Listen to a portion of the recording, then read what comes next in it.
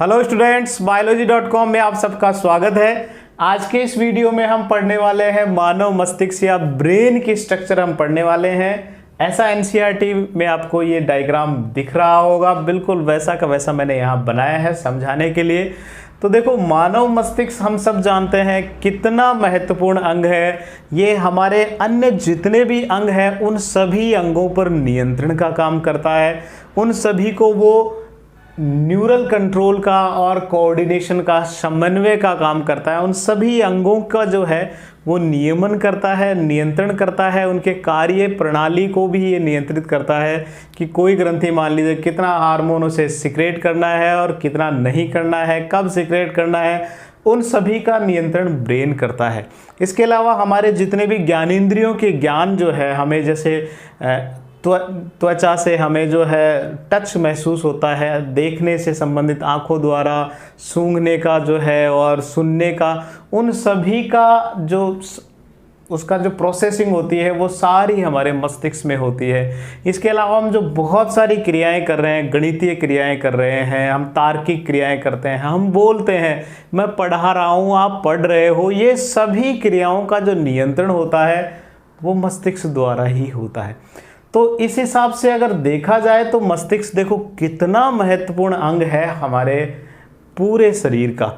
तो आप सोचिए, अगर ये इतना महत्वपूर्ण है तो क्या इसे सुरक्षा देना जरूरी है? जी हाँ, जो बहुत महत्वपूर्ण है तो श्योर है इसे हमें देना है सुरक्षा। और सुरक्षा देने के लिए, मस्तिष्क को सुरक्षित करने के लिए दो तरह के प्रोटेक्शन, दो तरह के सुरक्षात्मक आवरण जो है वो नेचर ने प्रोवाइड किए हैं ह्यूमन को। रफली मैं एक बार यहाँ आपको इस तरह का मान लीजिए, ये हमारा मस्तिष्क है, ठीक है। इस मस्तिष्क को कवर करने के लिए, सुरक्षित करने के लिए सबसे पहले हड्डियों का एक ढांचा इसे ढककर रखता है।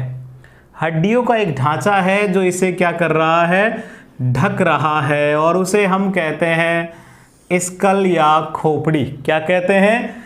स्कल या खोपड़ी इसे हम कहते हैं, क्रैनियम भी इसे कहते हैं। और इसीलिए जो जितने भी मैमल्स हैं वो सभी क्रैनिएटा में आते हैं, क्योंकि उनका मस्तिष्क खोपड़ी के भीतर होता है। ये जो स्ट्रक्चर है जो बोन्स की बनी है, हड्डियों का बना है, इसे कह रहे हैं स्कल या क्रैनियम, या हिंदी में इसे हम कह रहे हैं खोपड़ी। ये खोपड़ी जो है वो मानव मस्तिष्क को सुरक्षित करती है, कठोर आवरण है जो मस्तिष्क को बचा रहा है। आपको कमेंट करके ये बताना है कि हमारी खोपड़ी में कुल कितनी अस्थियां होती है। आप कमेंट करके मुझे बता सकते हो कि हमारे जो मस्तिष्क को जो ये ढक रही है खोपड़ी, इसमें कुल कितनी हड्डियां होती है, ये आपको बताना है। तो पहला प्रोटेक्शन हमने देखा कि स्कल या खोपड़ी जो है वो ब्रेन को जो है सुरक्षित कर रही है। दूसरा जो प्रोटेक्शन इसे मिल रहा है वो स्कल से शुरू होकर और ब्रेन के बीच में झिल्लियों का एक आवरण है, और झिल्लियां यहाँ होती है 3। इन तीनों झिल्लियों को सम्मिलित रूप से मेनिन्जेस कहा जाता है। इन्हें सम्मिलित रूप से मेनिन्जेस कहा जाता है। तो पहला प्रोटेक्शन क्रैनियम स्कल था, दूसरा झिल्लियों का एक आवरण है, उन झिल्लियों को सम्मिलित रूप से हम मेनिन्जेस कहते हैं। मेनिन्जेस, इसे हिंदी में आपको कई जगह मस्तिष्क आवरण लिखा मिलेगा। मस्तिष्क आवरण, मस्तिष्क आवरण, मस्तिष्क का आवरण है तो इसे मेनिन्जेस या मस्तिष्क आवरण भी कहते हैं। 3 झिल्लियां यहाँ पाई जाती है जो मस्तिष्क को सुरक्षित करने का काम कर रही है। एक झिल्ली, सबसे पहले वाली जो झिल्ली है, ये झिल्ली स्कल के साथ ही जुड़ी हुई होती है, स्कल से ही लगभग जुड़ी हुई होती है, और इसे हिंदी में दृढ़ तानिका या इंग्लिश में इसे ड्यूरामेटर कहते हैं। ये दृढ़ तंतुओं की बनी होती है, इसे कहते हैं ड्यूरामेटर। तो पहली झिल्ली जुड़ी होती है क्रैनियम के साथ, ठीक है, दृढ़ तंतुओं की बनी होती है, इसे कहते हैं ड्यूरामेटर, जो असंवहनी होती है, इसमें किसी तरह की कोई रुधिर वाहिनियां नहीं होती है। इसके बाद जो दूसरी झिल्ली है, जो दूसरी झिल्ली यहाँ से लेकर और यहाँ तक जो पाई जाती है, ये जो झिल्ली है, इस झिल्ली में बहुत सारे कोलेजन फाइबर्स पाए जाते हैं। कोलेजन तंतु इस तरह से क्रॉस रूप से व्यवस्थित होते हैं। इस दूसरी जो झिल्ली है इसे कहते हैं एरेक्नॉइड। एरेक्नॉइड कहते हैं। तीसरी जो झिल्ली है वो ब्रेन के साथ ही जुड़ी हुई होती है, पतली झिल्ली है और संवहनीय ये झिल्ली होती है। इस झिल्ली को, ये जो झिल्ली है, इस झिल्ली को पायामेटर कहते हैं।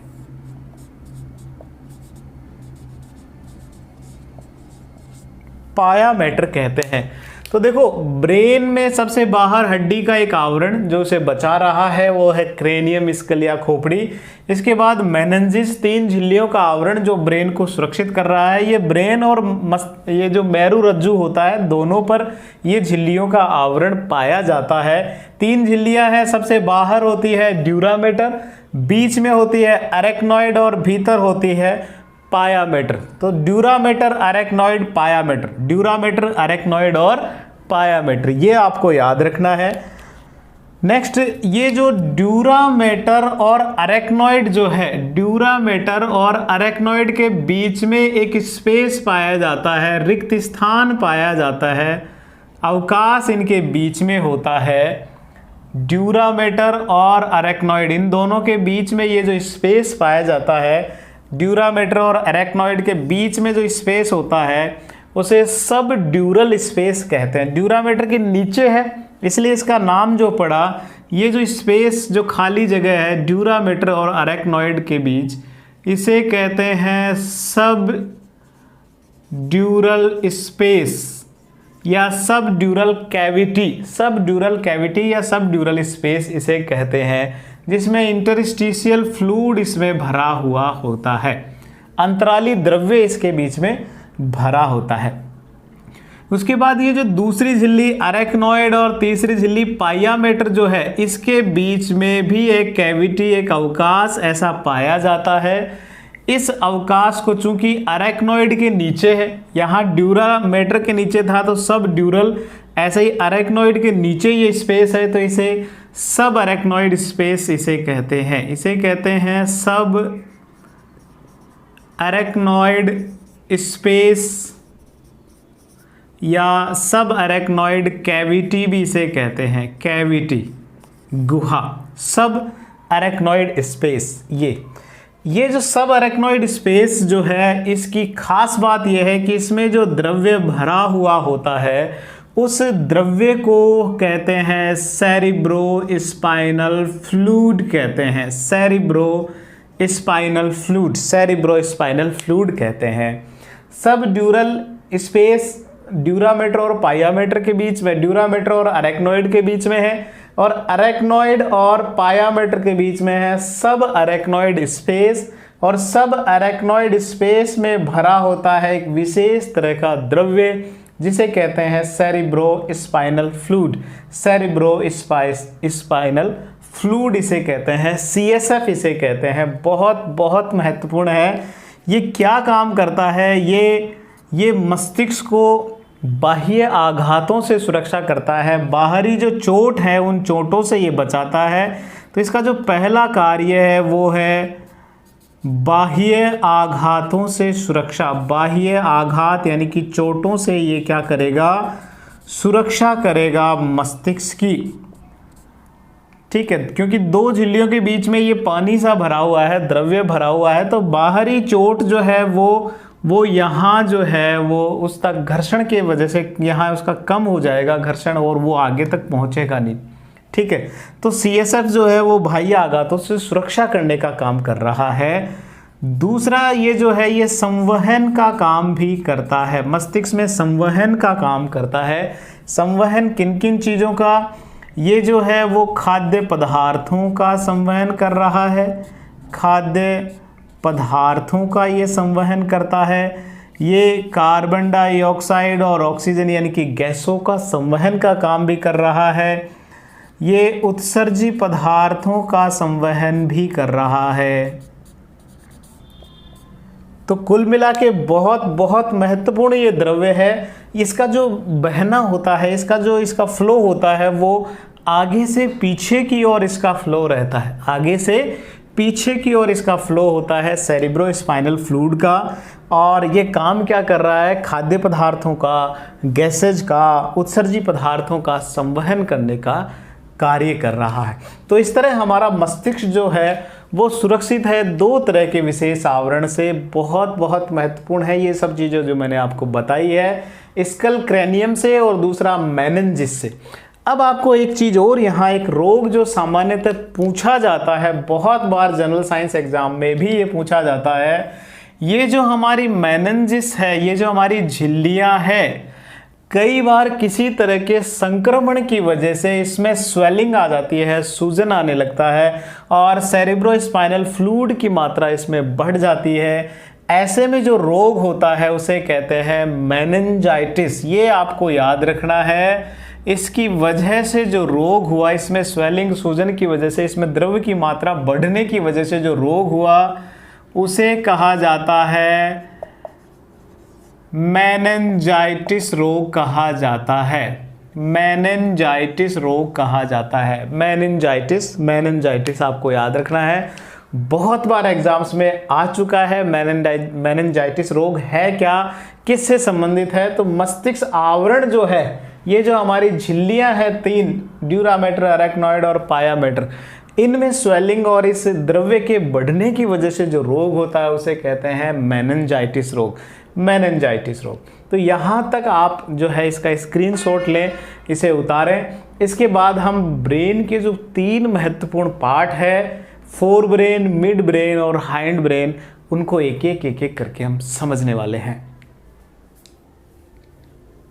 चलिए तो अब हम बात करते हैं ब्रेन के सभी महत्वपूर्ण भागों की। ब्रेन को हमने डिवाइड किया था तीन पार्ट्स में। एक होता है फोर ब्रेन, अग्र मस्तिष्क, एक होता है मध्य मस्तिष्क, मिड ब्रेन, और एक होता है हाइंड ब्रेन, पश्चिम मस्तिष्क। यहाँ जो मैंने काले रंग से बना रखा है ये है पूरा अग्र मस्तिष्क है। अग्र मस्तिष्क के हमने तीन महत्वपूर्ण पार्ट पढ़े थे एनसीईआरटी के हिसाब से। एक है प्रमस्तिष्क जो सबसे बड़ा भाग है, ये जो आपको दिख रहा है यहाँ ऊपर, ये प्रमस्तिष्क है। दूसरा है थैलेमस भाग जो अग्र मस्तिष्क का ही है, यहाँ एक अंडाकार संरचना जो आपको दिख रही है वो थैलेमस है। और उसी से नीचे जुड़ा हुआ भाग हाइपोथैलेमस है। एनसीईआरटी के हिसाब से हम चलेंगे, ये तीन है। फिर है मध्य मस्तिष्क, ठीक है, जिसमें हमने महत्वपूर्ण जो कॉर्पोरा क्वाड्रिजेमाइना पढ़ा था, सबसे महत्वपूर्ण है। चार जो होती है वो यहाँ होती है, जो इसके सेक्शन में नज़र नहीं आएगी आपको। नेक्स्ट जो ग्रीन पार्ट से बना रखा है ये हाइंड ब्रेन है, पश्चिम मस्तिष्क है, जिसके तीन महत्वपूर्ण भाग होता है। अनुमस्तिष्क जो यहाँ ये पीछे आपको नज़र आ रहा है, ये पॉन्स है, और ये इसके नीचे मेडुला, और मेडुला के बाद में चालू हो जाता है मेरुरज्जु, ठीक है। यहाँ मध्य मस्तिष्क, पॉन्स और मेडुला, ये तीन देखो एकदम लाइन से, एक ही लाइन में है। अगर आप इसको एक पेड़ की तरह मान के चलो, जैसे पेड़ है तो ये इसके तने जैसा दिख रहा है, ठीक है। पॉन्स, मेडुला और मध्य मस्तिष्क, ये ऐसा लग रहा है जैसे इस पेड़ का क्या हो, तना हो।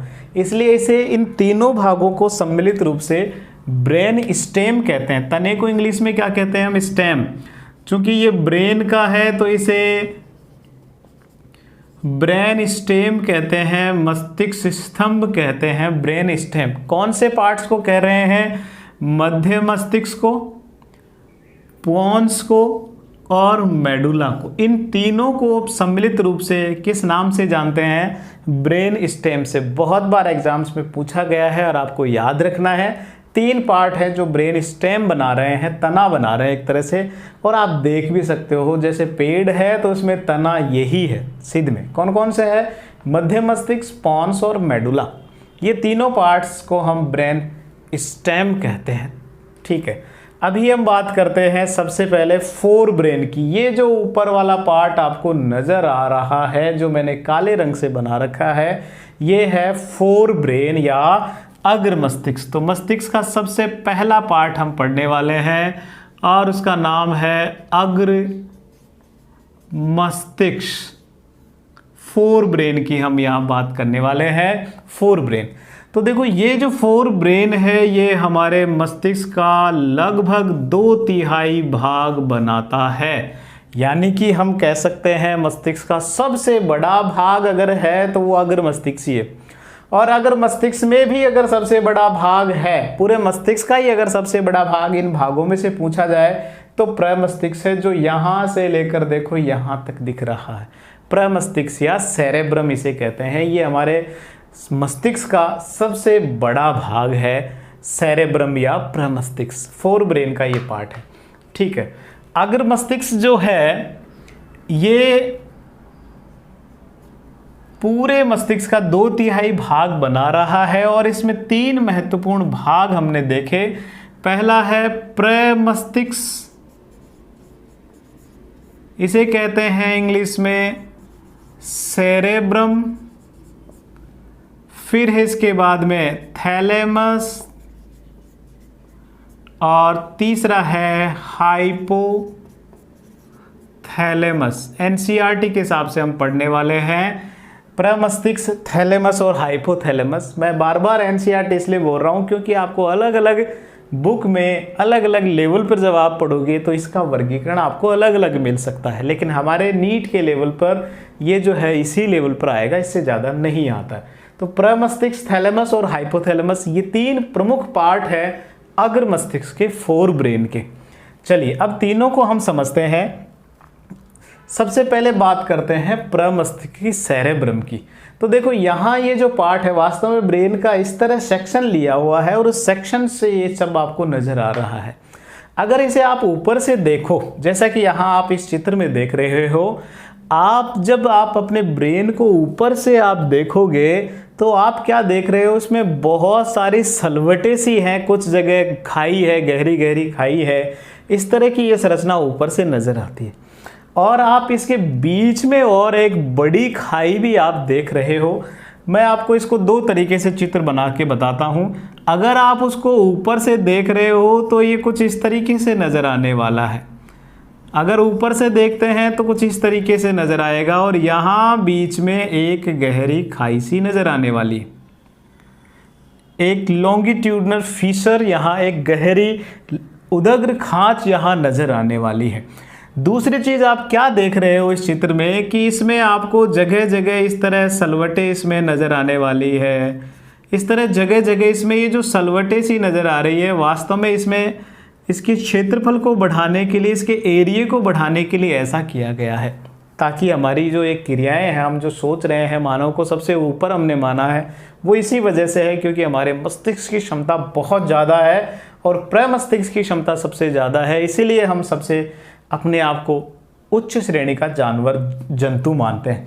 ये जो खूब सारे जो कॉन्वोलेशंस है, इनको कॉन्वोलेशंस या खांच, फिदर, कुछ जगह अलग अलग जगह यहाँ इसके अलग अलग नाम आपको मिल सकते हैं। ये जो सभी है इनको हम कॉन्वोलेशंस कहते हैं, कॉन्वोल्यूशंस इनको कहा जाता है। गहरे गहरे खाई है, जैसे आप ऐसे समझ सकते हो, जैसे मेरा ये हाथ है, हाथ में जैसे उंगलियों के बीच में विदर हैं, खाइयाँ हैं, छोटी छोटी ऐसी खाइयाँ इसमें जगह जगह पूरे प्रमस्तिष्क में नज़र आने वाली है। और एक ऐसी खाई है जो एक गहरा विदर है, एक गहरी खांच है, जो इस प्रमस्तिष्क वाले पार्ट को 2 बराबर भागों में ही बांट देती है। एक लेफ्ट वाला पार्ट रह जाता है, एक राइट वाला, और एक लेफ्ट वाले पार्ट में इसको डिवाइड कर देती है। एक बाएं मस्तिष्क वाले पार्ट में प्रमस्तिष्क में बांट दिया, एक दाएं प्रमस्तिष्क में इस खांच ने बांट दिया। ठीक है, तो ये जो है इस वजह से ब्रेन बट गया। ये जो प्रमस्तिष्क वाला पार्ट है, ये जो सेरेब्रम है, ये 2 अर्धांशों में बट गया और इन अर्धांशों को हम कहते हैं सेरेब्रल हेमिस्फेयर कहते हैं। हेमी यानी कि हाफ, स्फेयर जो है यानी कि गोला, हेमिस्फेयर इसे कहते हैं, हेमिस्फेयर इसे कहते हैं। इसे सेरेब्रल प्रमस्तिष्क, हिंदी में अगर इसे कहें तो इसे प्रमस्तिष्क गोलार्ध कहते हैं। गोला का अर्ध, आधा, हेमिस्फेयर आधा। तो चूंकि आप इसे गोला समझो तो इसके पार्ट हो गए दो, आधे आधे हो गए, तो इसे हेमिस्फेयर अर्धांश कह रहे हैं, गोलार्ध कह रहे हैं। तो प्रमस्तिष्क दो भागों में बट गया, किसकी वजह से? इस लॉन्गिट्यूडनल फिशर की वजह से। ये जो एक गहरी खाई है इसे कह रहे हैं लॉन्गिट्यूडनल फिशर इसे कहते हैं, लॉन्गिट्यूडनल फिशर इसे कहते हैं। एक अनुदैर्ध्य खांच इसे कह रहे हैं, जिसने प्रमस्तिष्क को बांट दिया दो हाफ्स में, दो आधों में बांट दिया। जैसे तरबूज को आप बीच में से चाकू से काट दो, ऐसा काम कर दिया इसने। ठीक है, आप इसे कुछ अपने मेरे हाथ से समझ सकते हो कि आप समझ लो कि ये दोनों हाथ मेरे मस्तिष्क जैसा ही है। ये ब्रेन प्रमस्तिष्क वाला पार्ट है और एक हाफ ये हो गया, एक हाफ ये हो गया। और इस वाली लाइन ने, ये जो लॉन्गिट्यूडनल फिशर्स बनी हुई है, इस फिशर ने जो है इस पूरे सेरेब्रल पार्ट को दो हाफ्स में बांट दिया। एक हाफ ये है, एक हाफ ये है। और हमने देखा कि इसमें बहुत सारे कॉन्वोलेशंस, तो हाथ में भी आप देख सकते हो ये जैसे कॉन्वोलेशंस नज़र आ रहे हैं। तो इस तरह का कुछ ब्रेन ये होता है। लेकिन यहाँ जो मैंने ये पेन बनाए हैं, ये पेन भी बहुत काम के हैं बीच में। वास्तव में ये पूरे कंप्लीटली दोनों हाफ नहीं होते हैं, पूर्णतः अलग नहीं होते हैं। कुछ कनेक्टिव टिश्यूज बीच में, कुछ ऐसे तंतु, कुछ फाइबर्स, नर्व फाइबर्स ऐसे होते हैं जो इनको जोड़कर भी रखते हैं अंदर की तरफ से। अगर आप इसे ब्रेन पार्ट को ऐसे खोलो तो आप देखोगे कि नीचे वाले पार्ट्स में यहाँ वाला जो भाग है ये इन हाफ्स को, इन सेरेब्रल हेमिस्फेयर्स को जोड़ के रखता है। तो ये जो मैं यहाँ पेन बना रहा हूँ, पेन मैंने बीच में लिए हैं, वास्तव में ये वो पार्ट है जो इन दोनों सेरेब्रल हेमिस्फेयर को जोड़ने का काम करता है। तो आपको बढ़िया समझ में आ गया होगा, मैं ये मान रहा हूँ। ये बीच में उंगलियों के जो ये है, ये एक तरह से ये कॉन्वोल्यूशंस हैं और एक गहरी लॉन्गिट्यूडनल फिशर्स है, जिसने क्या किया, इसने दो सेरेब्रल हेमिस्फेयर में बांट दिया सेरेब्रम को। ठीक है, लेकिन दोनों पूर्णतः अलग भी नहीं है, नीचे से वो जो है वो जुड़े हुए हैं। और जिससे जुड़े हुए हैं उसे कहते हैं कॉर्पस कैलोसम। बहुत बहुत महत्वपूर्ण है, बहुत बार एग्जाम्स में पूछा जा चुका है और पूछते भी है कि ये जो सेरेब्रल हेमिस्फेयर है ये किससे जुड़े हुए हैं आपस में? तो ये जुड़े हुए हैं कॉर्पस कैलोसम से। ठीक है, तो ये जो लॉन्गिट्यूडनल फिशर्स है वो इतनी गहरी होगी, लेकिन यहाँ आकर कॉर्पस कैलोसम जो है इन दोनों सेरेब्रल हेमिस्फेयर्स को जोड़ के रखेगा। ठीक है, दोनों अलग नहीं होने वाले। ठीक है, तो यहाँ प्रमस्तिष्क के हमने दो तीन बातें महत्वपूर्ण पढ़ी कि इसमें बहुत सारे जो है कॉन्वोल्यूशंस पाए जाते हैं। एक बीच में लॉन्गिट्यूडनल गहरी फिशर होती है, लॉन्गिट्यूडनल फिशर होती है जो डिवाइड कर देती है सेरेब्रम को टू हाफ्स में, और वो हाफ है सेरेब्रल हेमिस्फेयर कहलाते हैं। दोनों सेरेब्रल हेमिस्फेयर आपस में जुड़े होते हैं कॉर्पस कैलोसम की सहायता से। कॉर्पस कैलोसम की सहायता से ये आपस में जुड़े हुए होते हैं। यहाँ तक बात आपको समझ में आ गई होगी। अब बात करते हैं ये जो सेरेब्रम है, ये सेरेब्रम को अगर इसके पार्ट्स में डिवाइड करें तो वास्तव में इसके चार प्रमुख भाग जो होते हैं, इसके चार प्रमुख भाग होते हैं। यहाँ इस चित्र में हम समझ सकते हैं, या चलो यहाँ बनाते हैं। तो इस तरह ये जो दिख रहा है आपको, यहाँ कॉर्पस कैलोसम की सहायता से आपस में जुड़े हुए हैं। इसका जो प्रत्येक ये जो सेरेब्रल हेमिस्फेयर है, इस हेमिस्फेयर को चार क्षेत्रों में डिवाइड कर रखा है। पहला जो क्षेत्र है, सबसे सामने की तरफ वाला जो पार्ट है, चूँकि सामने है, फ्रंट में है, तो इसे कहते हैं फ्रंटल। सामने वाला जो ये पार्ट है, सामने वाला जो पार्ट दिख रहा है, इतना भाग, इसे कह रहे हैं फ्रंटल लोब, ये फ्रंटल है। इसके बाद में इसकी सिर के ऊपर वाला जो है फ्रंटल के बाद वाला ये जो ऊपर वाला भाग है ये कहलाता है ऑसिपिटल। फ्रंटल के बाद में ये कहलाता है पैराइटल, और पीछे वाला ये जो भाग है वो कहलाता है ऑसिपिटल, और साइड वाले जो पार्ट है, कान के ऊपर वाला जो है वो कहलाता है टेम्पोरल। कान के ऊपर है तो श्योर है इसका नाम है टेम्पोरल। कान के लिए शब्द वैसे भी टेम्पोरल ही है। तो फ्रंटल सामने वाली लोब जो है वो, सिर के ऊपर वाली जो लोब है उसे कह रहे हैं पैराइटल, सर के पीछे वाली जो लोब है वो ऑसिपिटल, और दोनों साइड्स में ये वाली पार्ट है जो कान के ऊपर वाला जो अंदर जो अपने सेरेब्रम का भाग है, ये साइड वाला जो पार्ट है, इतना आप समझ सकते हो, उसे कह रहे हैं टेम्पोरल।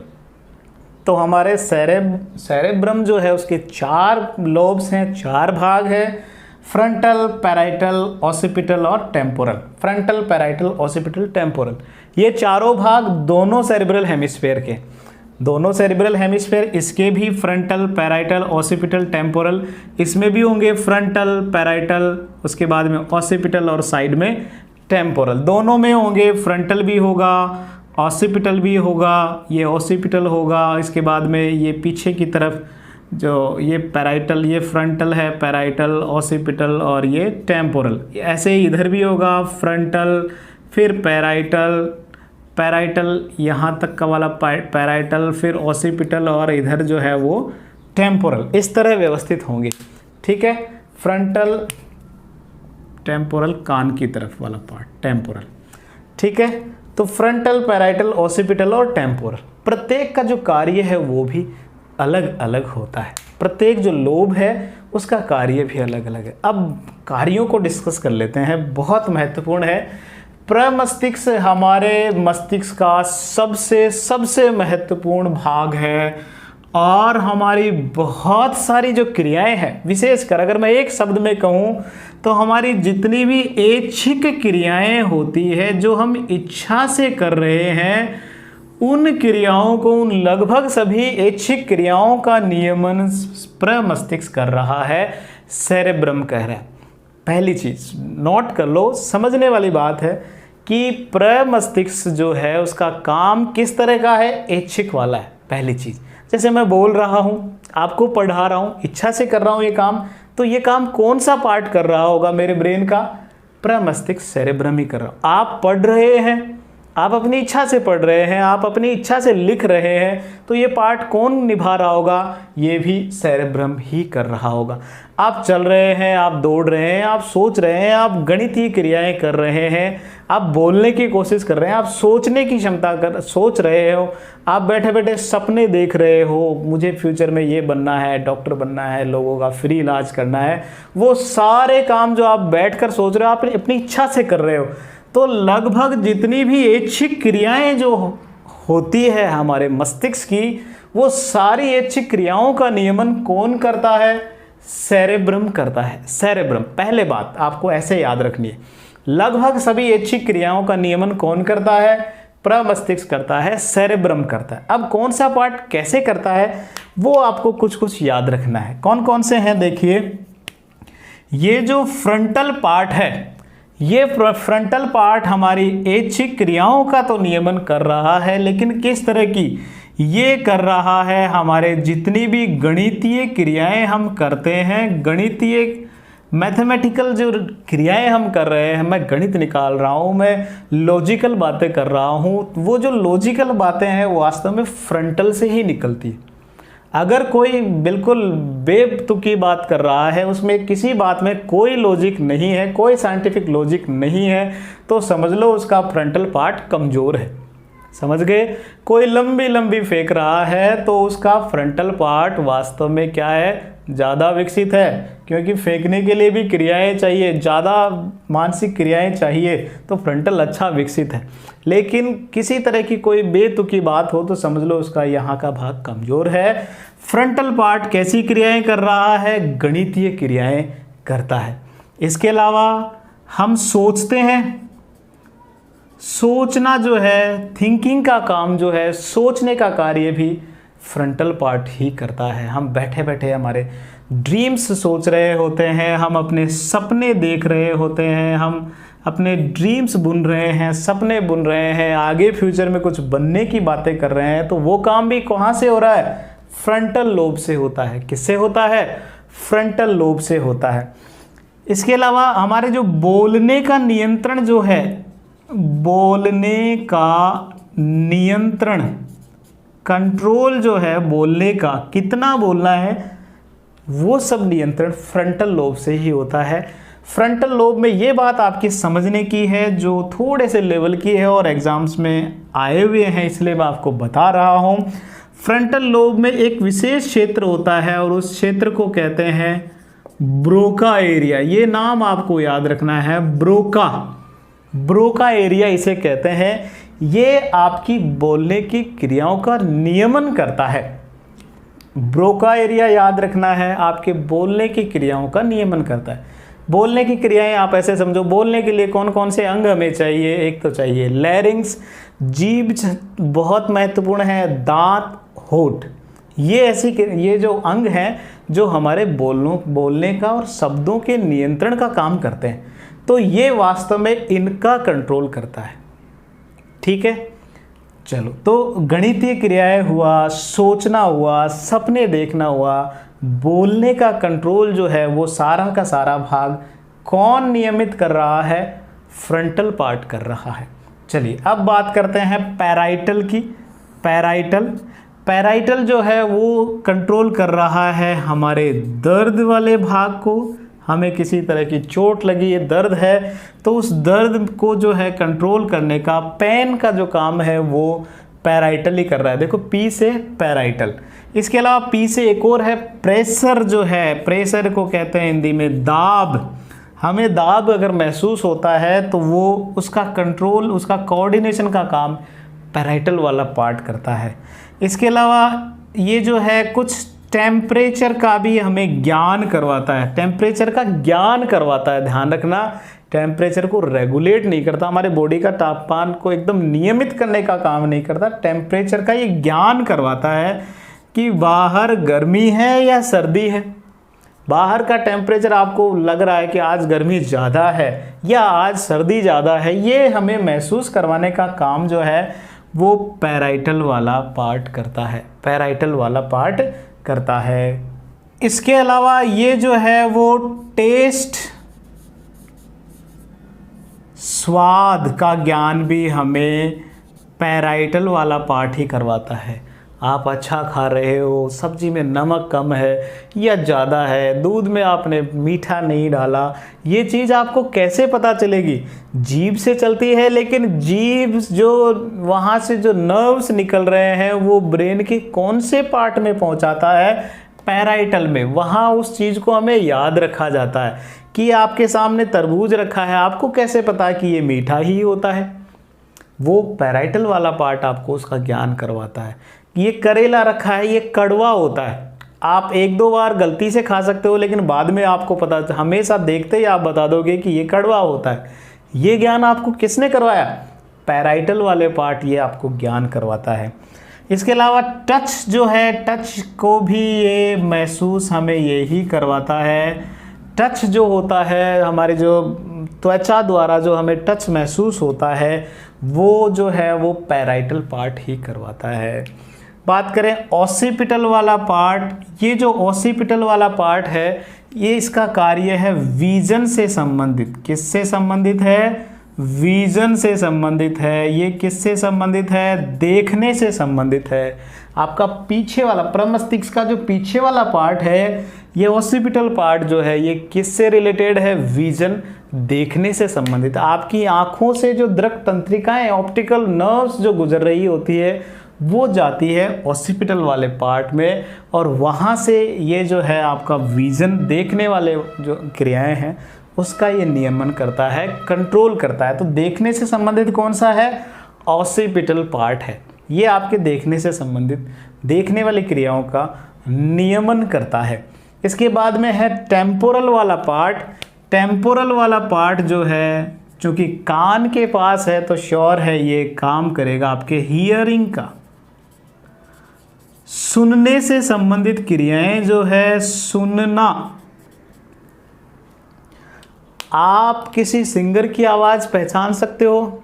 बहुत सारे लोगों में ऐसा गुण होता है कि वो बगैर देखे वो आवाज़ सुनकर उस व्यक्ति को पहचान लेते हैं। आप अपनी मम्मी की आवाज़ पहचानते होंगे, आप अपने पापा, अपने भाइयों की आवाज़ तुरंत पहचान लेते हैं। और मुझे नहीं लगता कि अगर आप लगातार मुझे सुन रहे हैं तो श्योर है आप बगैर देखे मेरी आवाज़ भी पहचान सकते हो, आपके दिमाग में तुरंत मेरा चित्र भी आ जाता होगा। तो ये सारा काम कौन करता है? ये कंट्रोल, आपको आवाज़ सुनते ही व्यक्ति की पहचान का ज्ञान कौन करवाता है? वो करवाता है टेम्पोरल वाला रीजन। टेम्पोरल रीजन किसका? सेरेब्रम का टेम्पोरल रीजन। इसके अलावा जैसे ये फ्रंटल वाले पार्ट में आप एक आधी चीज़ें और जोड़ सकते हो। फ्रंटल वाले पार्ट में जैसे नॉलेज है, ज्ञान जो है, आपको कितना दुनिया का ज्ञान है, कितना आपको सब्जेक्ट का ज्ञान है, वो ज्ञान वाला पार्ट फ्रंटल वाला ही, ठीक है। इसके अलावा हम निर्णय जो लेते हैं, जजमेंट जो लेते हैं, निर्णय का काम भी जो है वो फ्रंटल वाला पार्ट ही करता है। जजमेंट का कार्य जो है, किसी प्रॉब्लम पे हम एक सही निर्णय पे चले जाएं या गलत निर्णय, जो भी है, निर्णय से रिलेटेड जो है वो पार्ट कौन सा है? फ्रंटल वाला पार्ट है। ये आपको याद रखने। तो देखो, हमने अभी तक, वापस मैं इसको रिवाइज कर रहा हूँ, हमने पढ़ा प्रमस्तिष्क या सेरेब्रम।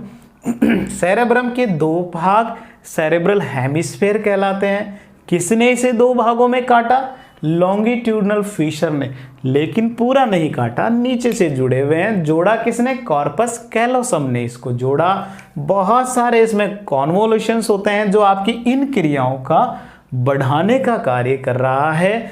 इसमें आपने भाग पढ़े, इसके 4 प्रमुख भाग है: frontal, parietal, occipital, temporal. Frontal जो है गणितीय क्रियाएं, सोचना, सपने देखना, बोलने का नियंत्रण, ब्रोका, ज्ञान, निर्णय, इन सब का काम फ्रंटल कराता है।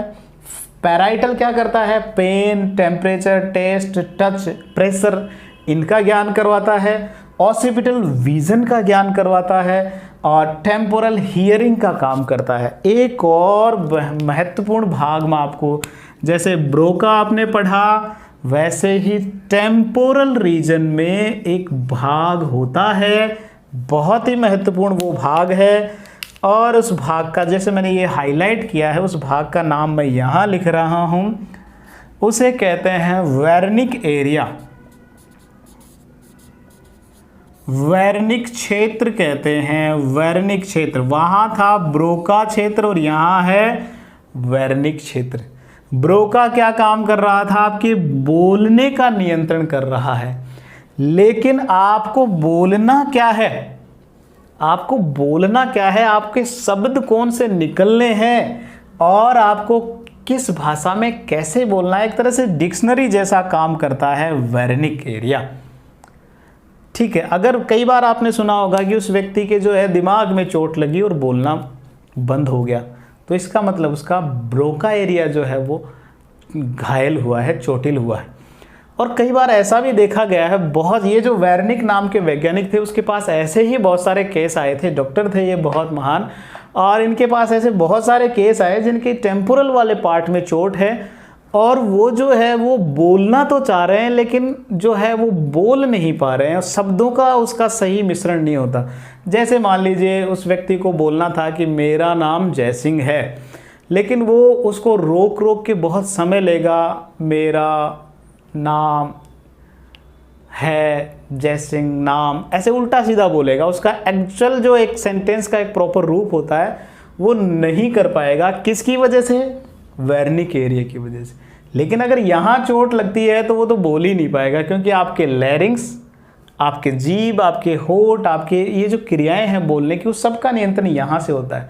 वो सोच तो लेता है मैं बोलूँगा, ये बोलूँगा, लेकिन ऐसे करके ही रह जाएगा, बोल नहीं पाएगा पूर्णतः से, क्योंकि यहाँ से जो कंट्रोल है उसका ख़त्म हो गया। किसकी वजह से? ब्रोका एरिया की वजह से।